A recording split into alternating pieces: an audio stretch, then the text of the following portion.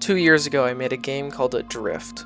It was a survival automation game that took place on a floating island, and it had the unique premise that jumping off of the island would send you into the Dark Realm, a parallel universe where the strongest material was kept. However, this was my first big game. I had ambitious plans and no knowledge of how to make a game this big, and the project eventually got too messy for me to be able to work on it anymore. But over the course of development, I had grown a community, and its community stayed and kept growing. Adrift is my most popular game to date. It still gets daily plays and downloads, and it's ranked 5th in the automation category on itch.io's website. After I stopped working on Adrift, I wanted to try out multiplayer. I worked on Redmatch for a few months, a multiplayer FPS, but again the project became too messy and I stopped development.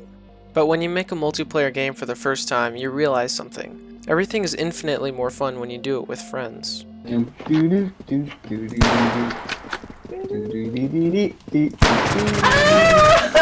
Nice kill. I fell in love with being able to share my games with friends and having tons of fun playing with each other. It was at this point I knew that I was never going to make a single player game again. Originally, I had created Redmatch to understand how multiplayer worked so that I could implement it into the sequel to Adrift. But I felt like I still hadn't learned enough and my skills still weren't advanced enough, so I made another multiplayer FPS, Redmatch 2. It was far more polished than the first, but by this point I was really tired of making FPS games. I was ready for a genre change, and I spent a few hours setting up an extremely janky multiplayer version of Adrift. To my surprise, it wasn't too difficult to get working, and it was actually pretty fun. Then, about a week ago, I sat down for a few days and worked on a bigger and better multiplayer port. It was really fun, but I had a ton of bugs. 7 just spawned in at once. Oh, they're just appearing! Oh my god! What is going on? They're just dropping coming. it. By the way, if you want to participate in these public playtests, join my Discord server with the link in the description. I'd really love to play with you all. Anyway, I quickly realized that the UI was abysmal and needed a complete rework.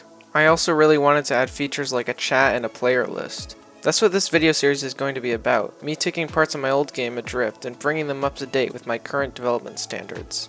This week, I completely redid all of the UI for the main menu and fixed the broken settings manager.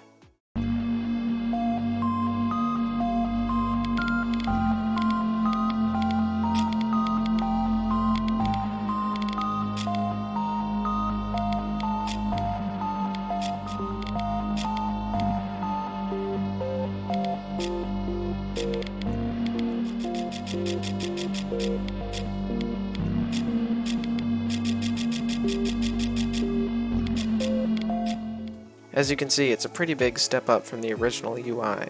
Next week I plan on redoing all of the in-game UI. And that's it for this episode. Thank you so much for watching, I'll see you all soon.